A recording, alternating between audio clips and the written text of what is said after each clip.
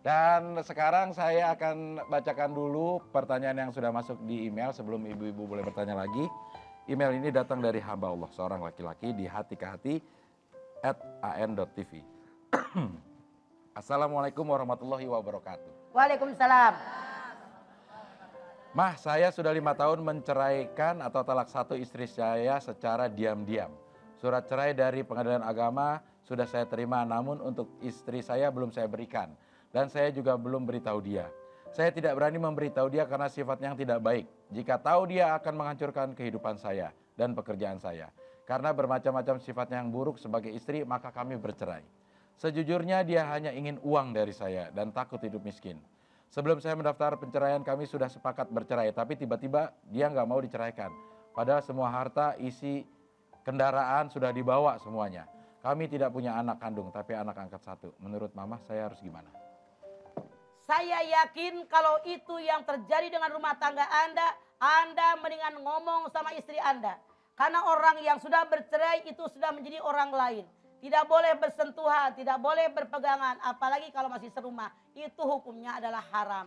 Mendingan ngomong, suratnya sudah turun 5 tahun yang lalu. Mengenai anak angkat silakan membawa istri Anda atau Anda sendiri yang akan mengurus dia. Tidak masalah, jujur lebih baik daripada Anda berbohong. Karena kalau Anda berbohong, dosa semakin numpuk di situ.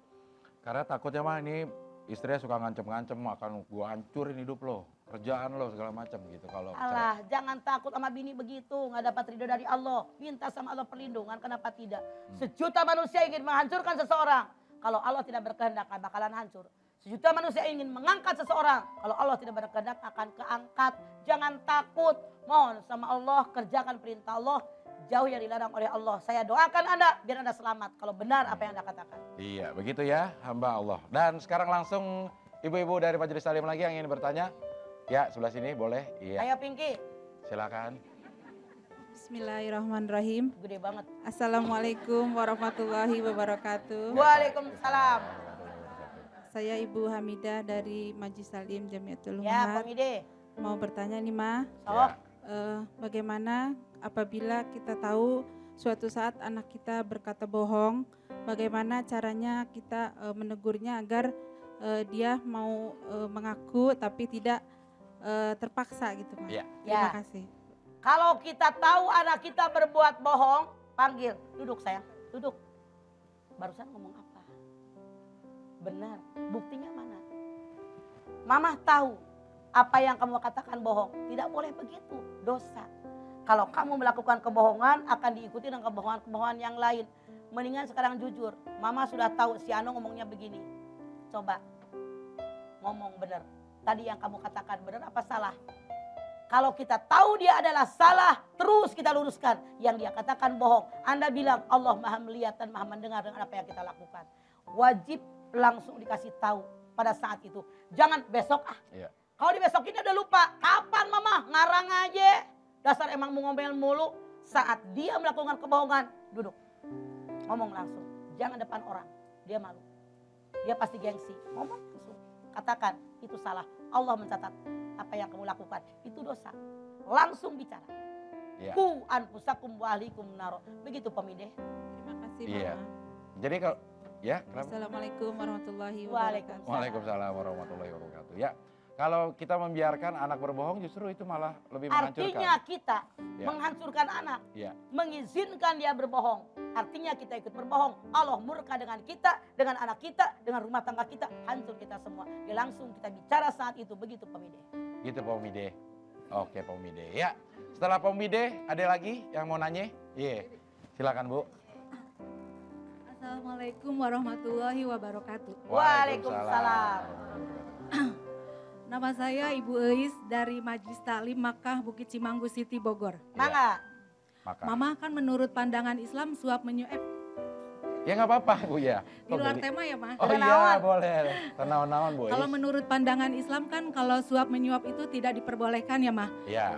Kan zaman sekarang mestinya apa-apa mesti pakai pelicin. Itu gimana, Ma, menurut pendapat Mama? Mohon penjelasannya.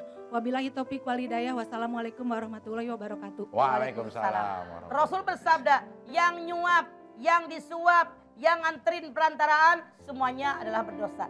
Ceis nanya, Zaman sekarang di negara kita segala macam disuap. Dari mulai yang paling kecil, dari mulai KTP dan sebagainya disuap. Bagaimana hukumnya? Begini aja deh. Karena sulit kita menghindar Ceis, saran saya mendingan begini. Misalnya bikin KTP, tanda terima kasih buat ongkos. Jadi kita bukan nyogok biar KTP cepat kelar. Ucapin terima kasih, ini begitu aja deh. Jadi insya Allah kita barokah Ceis. Ya. Kalau misalkan Boleh pakai mic-nya Bu? Boy. Kalau misalkan kita istilahnya kan punya anak tuh ya, kan kerja. Otomatis kan zaman sekarang kerja kalau biarpun ada ada kenalan gitu ya, mesti pakai yang begitulah gitu. Kalau misalkan kita niatnya ikhlas tuh gimana mah? Makanya saya bilang, anak saya dimasukin kerja, tanda terima kasihnya saya kasih uang sekian. Gitu. Itu boleh. Karena tanda terima kasih. Sulit saat ini. Kita seperti buah simalakama, maju kena, mundur kena. Makanya supaya tanda terima kasih aja deh. Ya, begitu Bu Is? Enggak, iya, oke, baik. Masih ada lagi yang ingin bertanya? Iya, boleh sebentar ya Bu ya. Ya. Mangga, Mere. Assalamualaikum warahmatullahi wabarakatuh. Waalaikumsalam. Warahmatullahi wabarakatuh. Nama saya Siti Baroroh dari Majelis Taklim Nurul Muslimat. Mangga. Curhat nih Ma, Iya, silakan Ya, Bu. mau tanya ini Ma masalah rumah tangga. Sudah setahun setengah misah. Misah kamar, misah ranjang, misah rumah. Ditinggalin misah rumah Suaminya kabur? di rumah orang tuanya. Ya, Ya. udah berapa tahun? 1,5 Oh, tahun. belum kayak Mang Toyib belum. Iya, masih. Mang Toyib 3 tahun. Mang Toyib. Langsung 3 tahun. sekarang nih kayaknya sakit anaknya tuh hukumnya bagaimana Ma? Ya, Yang baik, sakit Bang. siapa? Yang sakit siapa?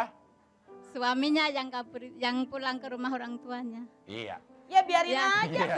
Dia yang pergi, dia yang kabur, yang sakit dia ya udah biarin. Iya. Dia yang pergi kok. Enggak harusnya bagaimana tuh anak saya mah? Jangan nungguin lama sampai setahun setengah. Iya. Seminggu 3 hari susulin dok ke rumah besan ke sono. Jangan hanya anaknya doang, emaknya ikut. Karena waktu ngawinin juga semua keluarga datang kapan. Begitu Bu Siti. Oh iya. Iya, oh iya ya, iya. Ya terima kasih ya Ma. Oke. Assalamualaikum Waalaikumsalam warahmatullahi wabarakatuh. Baik, kita lanjutkan lagi, temanya masih tentang bohong. Silakan ibu-ibu yang ingin bertanya. Iya, ini sini dulu ya. Silakan. Assalamualaikum warahmatullahi wabarakatuh, Mama Dede. Waalaikumsalam. Yang ingin saya tanyakan, Mama Namanya Dede. Bu? Oh iya. Namanya? Oh Nama iya. saya Ibu Wati Asman dari Ya. Majelis Taklim Al-Furqon, Ya. Pondok Melati. Yang ingin saya tanyakan, Mama Dede, seandainya kita menghadapi suatu keadaan, saya tidak berbohong di hadapan Allah, tapi saya mendapat hujatan dari orang. Itu apa yang harus saya sikapi supaya saya juga bisa baik dengan sesama Kalau manusia? memang ada orang yang menyangka sesuatu, dia tidak percaya kita sudah mengatakannya dengan argumen yang bagaimanapun, saat itu Anda boleh mengucapkan qasam demi Allah, karena dia biar percaya dengan apa saya katakan. Begitu kok. Iya. Begitu. Terima kasih, Mama Dede. Ya, jadi itu terakhir demi Allah itu. Iya, begitu ya. Ma, ini kembali ke masalah bohong, Ma. Ya. Tadi ada 3 yang boleh diperbolehkan bohong. Hmm. Untuk menyelamatkan orang, untuk menyenangkan pasangan, Hmm. untuk Mengakurkan. mengakurkan Orang yang berantem. orang. Iya. Tapi kita sebagai orang tua nih, Mah, itu sering nggak terasa bohong sama anak gitu. Misalnya. Ya misalnya untuk yang jangan ikut, ini ada mau ke dokter atau disuntik, jangan ini nanti ini polisi gitu. Tapi itu kan demi kebaikan anak, Mah. Misalnya anaknya suka main tembak-tembakan gitu, jangan nanti ditangkap polisi. Yang gitu-gitu gimana tuh, Mah? Kalau misalnya untuk kebaikan itu mubah. Ah. Boleh-boleh saja demi keselamatan anak. Iya. Dan pester-pesteran itu bahaya Iya. sama kamu. Nggak boleh ya. Itu ada polisi di sana nanti. Jadi dia tahu kalau yang melakukan perbuatan bahaya itu nanti akibatnya ke polisi. Yang salah begini. Jangan ikut mama ya. Mama nanti dia ketemu polisi. Nanti kamu ditangkap. Itu yang salah. Nah, kalau di tempat kerja ini juga sering nih, Mah. Kita Misalnya? terpaksa bohong karena perintah atasan. Misalnya mau kolusi gitu, Mah. Kalau kita nggak ikut kolusi, kita akan dikucilkan. Akhirnya kita ikut, bilang harga 500, kita bilang 700 gitu, Mah. Ini dia. Ya, Ini dilematis. ya. Maju kena, mundur kena. Ama bos disuruh ngebohong. Padahal batin kita berontak. Iya. Saya sarankan kepada siapapun Anda, tetap Anda berlaku jujur. Namun saat ini dalam tanda kutip, banyak orang yang jujur dikucilkan, orang yang salah tetap dipakai. Makanya mohon sama Allah, ya Allah tunjukkan yang benar adalah benar, yang salah adalah salah. Rasul bersabda dalam Islam, innal halala bayyinun wa innal harama bayyinun.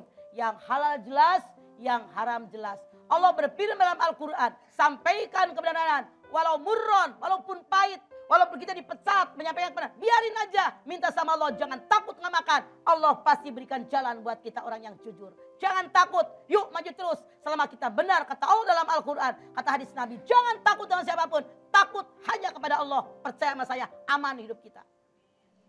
Kebohongan, walau bagaimana rapatnya, suatu saat pasti akan terkuak juga, terbuka. Iya. Nauzubillah. Kalau kita mau taubat mah sama orang yang pernah kita bohongin, apakah kita juga harus minta maaf sama orang itu pernah ngebohong gitu? Ngomong langsung. Dulu Bu, waktu saya ngomongin sama Abdel, ngomongin ibu begini, itu bohong. Minta maaf saya sama Abdel ya. Karena kalau ibu itu nggak maafin saya sama Abdel, itu Allah tidak akan memaafkan. Hati-hati. Oh, jadi harus ngaku gitu, Bang. Harus mengakui apa yang kita omongkan.